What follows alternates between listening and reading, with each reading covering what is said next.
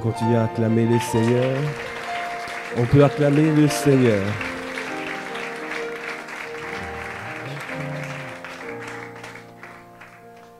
Dis à ton voisin, à ta voisine, lorsque tu entends sa voix, n'endurcis pas ton cœur.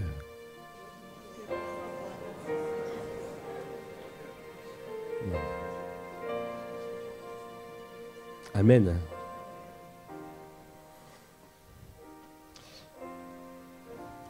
Dans la parabole du semeur de Matthieu 13, quand Jésus a expliqué les différents types de cœurs,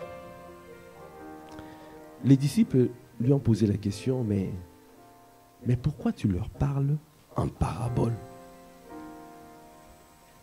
Il y a ce passage qui m'attriste quand je lis ça. C'est Matthieu 13, à partir du verset 10. Les disciples s'approchèrent et lui dirent, « Pourquoi leur parles-tu en parabole ?» Jésus leur répondit, « Parce qu'il vous a été donné de connaître les mystères du royaume des cieux, et que cela ne leur a pas été donné. » Quelqu'un peut dire aïe aïe aïe. Est-ce qu'on peut acclamer le Seigneur parce que il nous a été donné de connaître les mystères du royaume. Si tu es là, ton cœur est disposé à entendre la voix. Mais comme Pasteur Ivan a dit, fais attention aux préjugés. Dis à ton voisin, à ta voisine encore, fais attention aux préjugés.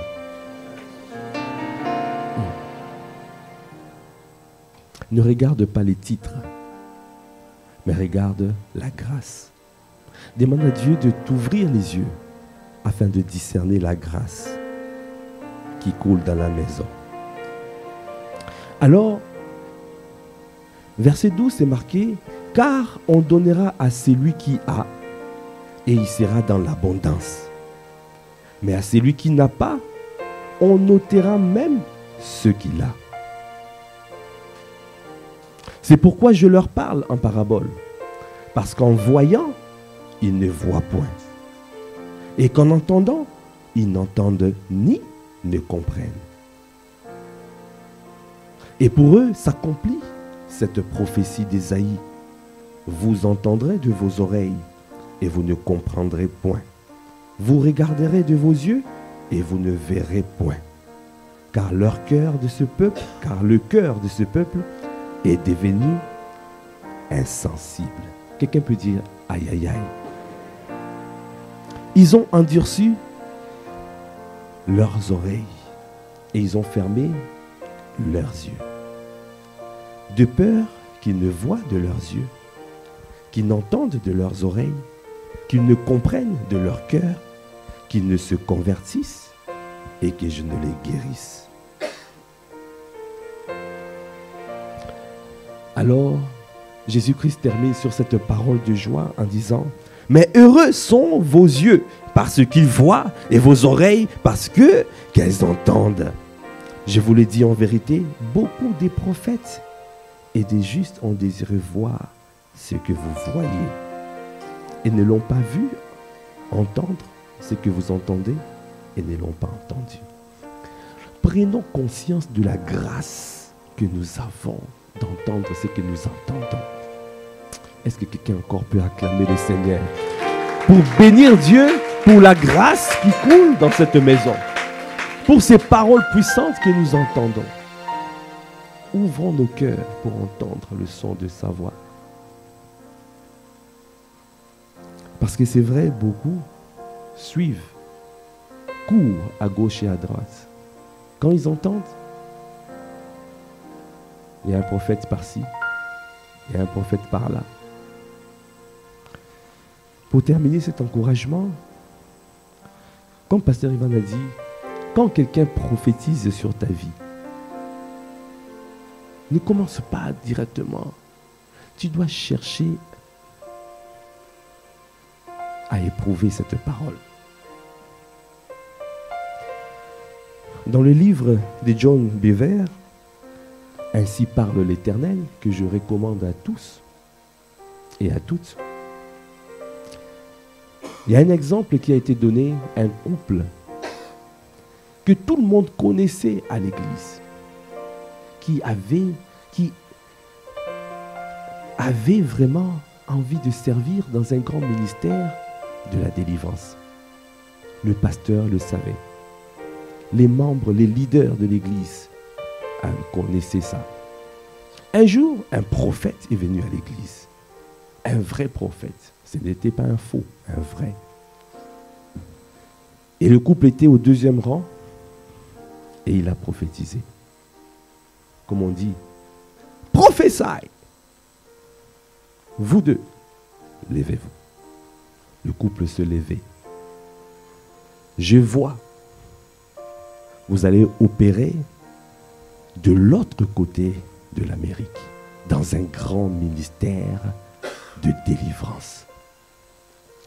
Toute la salle, toute l'église était en pleurs et était dans la joie. Le couple était heureux. C'était la confirmation de la parole. Tout le monde était content.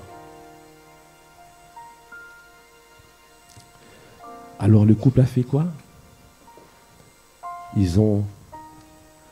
Ses frères et sœurs, ils ont vendu leur maison.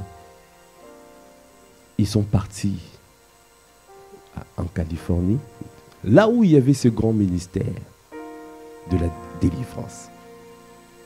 Ils arrivent dans ce grand ministère de la délivrance. C'est un peu comme à ICC. Même si tu étais pasteur, quand tu viens, on commence à formation 101, 201. Amen. Et jusqu'à ce qu'on te reconnaisse comme pasteur.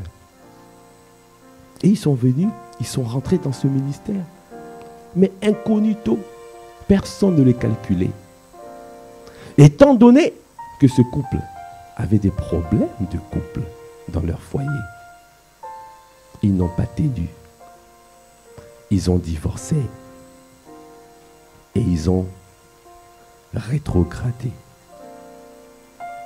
Waouh! Quelqu'un peut dire aïe aïe aïe.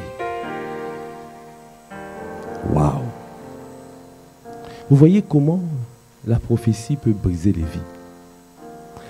Parce que, certes, oui, c'était vrai. Ce couple aspirait. Mais est-ce que Dieu a dit de libérer cette parole à ce moment-là? Quand ça arrive, la parole de Dieu déclare, l'esprit de prophète est soumis au prophète. Tu peux lire les choses parce que nous sommes des êtres spirituels. Je peux voir ce qui se passe. Mais je n'ai pas l'obligation de te les dire. Ce que le prophète, le vrai prophète aurait dû faire, c'était aller voir leur pasteur en disant, j'ai reçu que ce couple-là doivent servir dans un grand ministère. Et le pasteur allait leur dire, ah oui, je les connais. Mais ils ont des défis dans leur couple. Il ferait mieux d'abord qu'on puisse les affermir. Et au temps convenable, on leur livrera cette prophétie. Est-ce que quelqu'un peut acclamer les seigneurs? Ça, c'est la sagesse. Ça, c'est la sagesse. Alors, ne suis pas. Chez nous, au Congo, on dit « Bisuivra, suivra ». Ah, ne suis pas comme ça. Demande au Saint-Esprit de confirmer la parole. Il y a une source en moi. Oh oui. Il y a une source en moi qui jaillit dans mon âme et qui coule à flot du fond de mon cœur vers toi, Seigneur.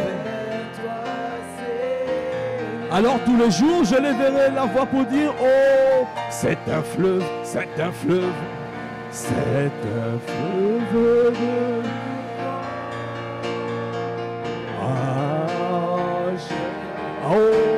et d'adoration, d'adoration. Ah, dirige vers toi, Seigneur, oh Jésus, mon roi. Alléluia.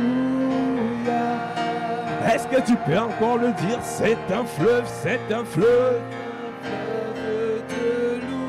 Accorde-moi la grâce de demeurer dans ta présence. Accorde-moi la grâce de te célébrer tous les jours de ma vie. Accorde-moi la grâce de t'adorer. Parce que quand mon cœur est tout entier à toi, alors l'ennemi ne peut pas venir m'arracher de ta présence. Non, je ne faillirai pas. Non, je ne pourrai pas tomber parce que c'est toi qui me tiens, c'est toi qui me garde.